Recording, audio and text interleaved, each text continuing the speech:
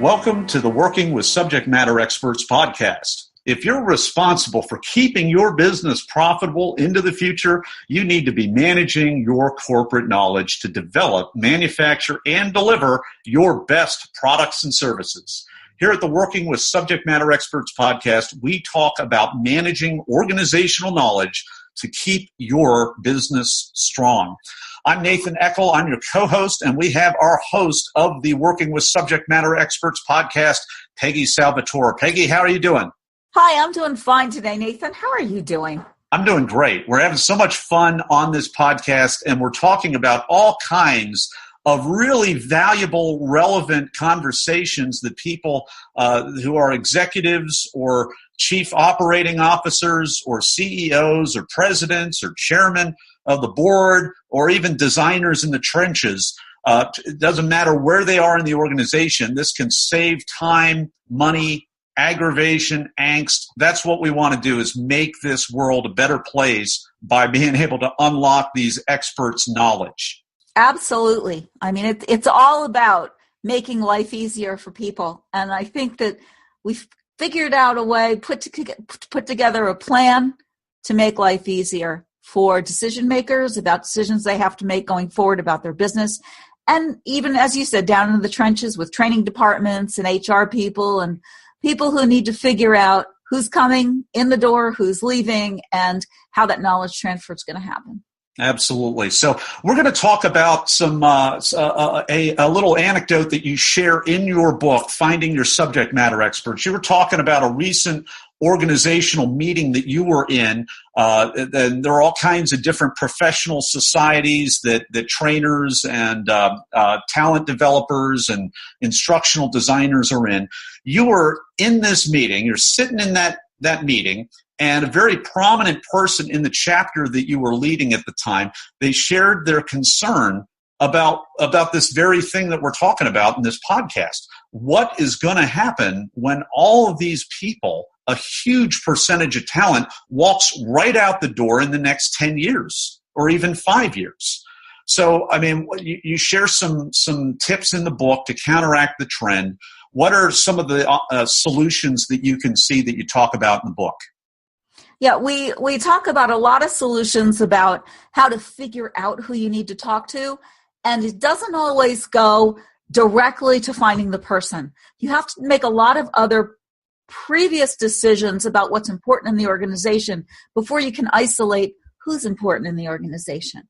So we talk about the four questions that we ask, and this is where my journalism background, I guess, rears its ugly head, is, the who, what, when, where, why, and how of life. What we really look at here are the how, the what, the why, and the where. So how are you going to capture the information? What information are you going to capture? Why are you going to capture it, which is a huge piece of upfront work there. And where are you going to capture it? What's that going to look like? Do you currently have a system in place in your organization for capturing knowledge? Are you running an LMS? How are you currently handling knowledge within your organization? So those are really the four questions that we're dealing with. Great. So can we actually zoom back on out? You mentioned something about journalism, and I just happen to know you've got this really neat background. A lot of instructional design type people come from a variety of different backgrounds, but not everybody gets to work with Pulitzer Prize winning journalists. What kind of an experience was that for you? Yeah, I was really fortunate to be around a lot of very talented journalists when I was young, when I was in college, and I got to learn from Pulitzer Prize winning journalists and it has made a true impact because these are people who don't mess around. They're pretty tough. And I think I know it influenced how I do my job as a trainer. And it very much influenced writing these books, because one of the things I found out when I went into the training field is that something we do well in journalism, we don't do very well in training, and that is interview people, capture the knowledge in an organized way, follow up on it, stay on schedule, meet deadlines. I mean, that's where journalism students live and die by those things. And trainers, that just wasn't happening in a lot of organizations. It's just not part of the methodology. really. And I really wrote the book so that some of that would change, and that the idea of interviewing people in an organized way, capturing it, having a methodology, having checklists and things that you have to do going into interviews with experts are done in a logical way.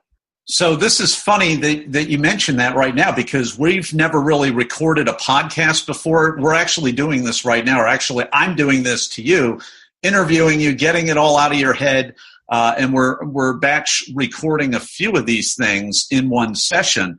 What's this experience like for you right now? And then can you tie it back into the executive who's listening to this right now, what really needs to happen in their organization between the designer and the subject matter expert in order for this knowledge transfer of critical, crucial information to take place?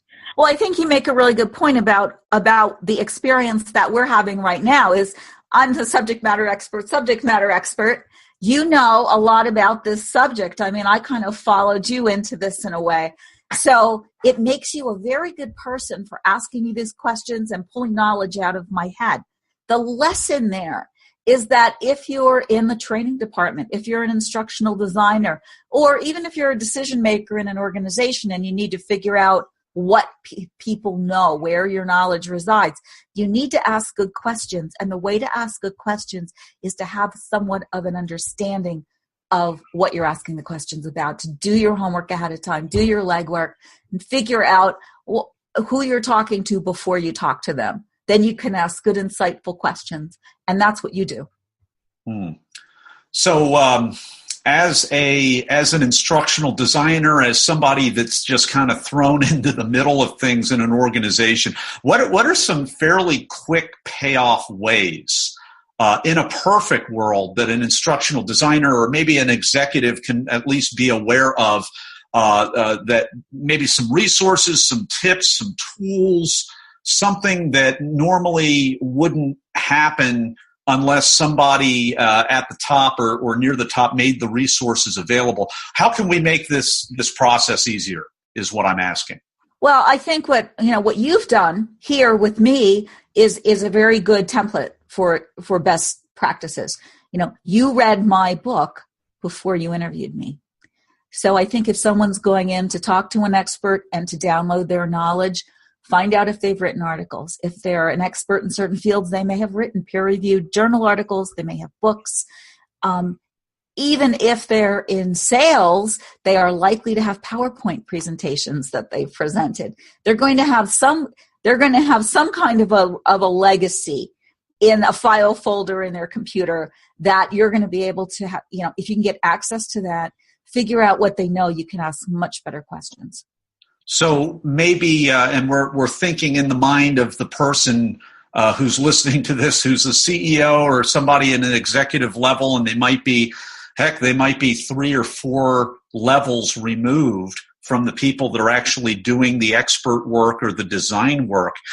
So we're making it aware, hey, maybe it's time to reinvestigate and reopen your policy on confidential materials. Maybe it's time to reinvestigate or reopen your policy on who has access to what kinds of information in the organization.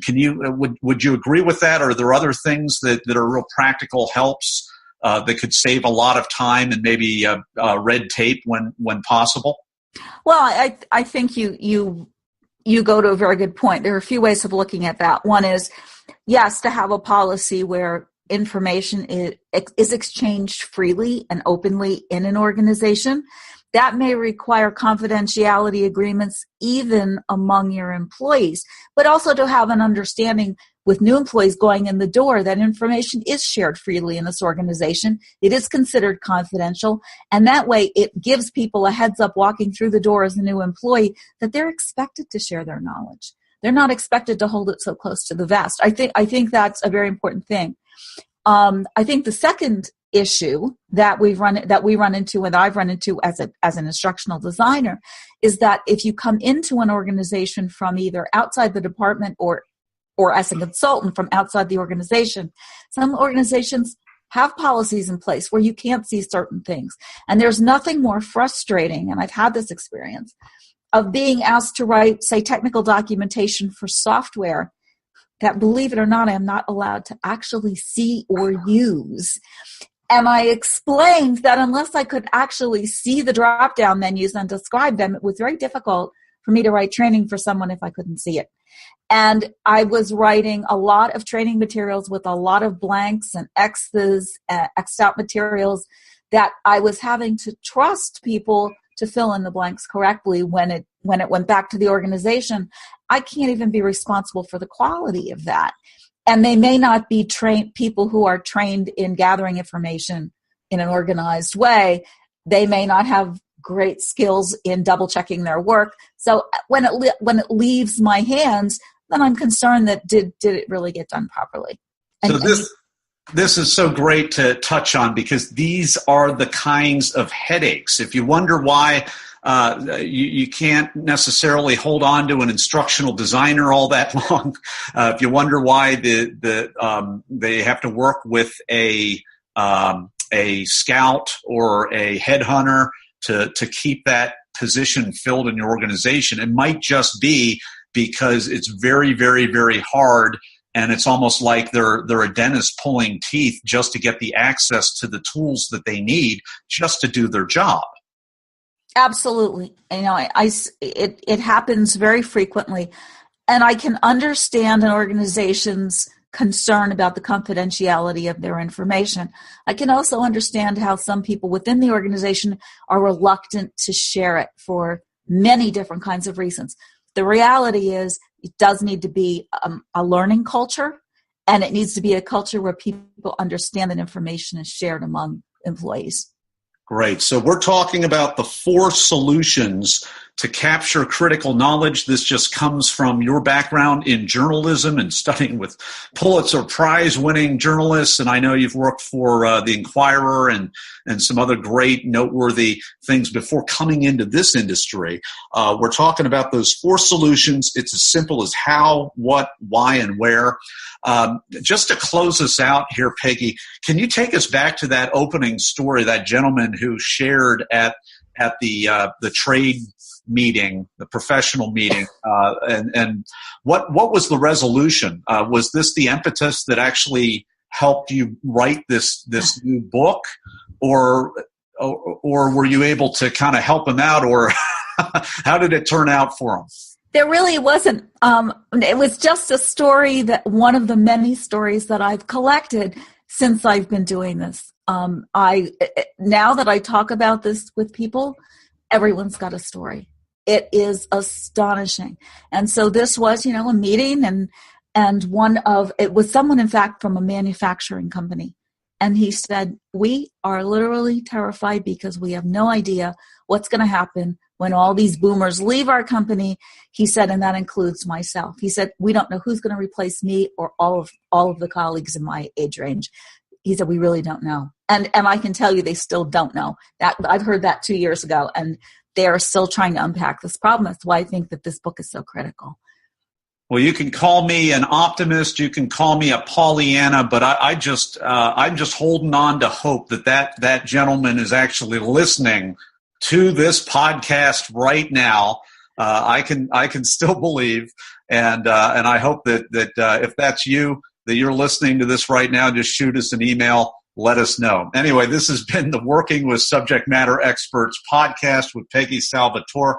Join us next time. We're going to be talking about succession planning, yet another very expensive issue when it's not done well, and a very critically important issue for the abundance and the prosperity and the your market leader position of your company if it's done well. So join us on the next episode. Until then, we'll see you there.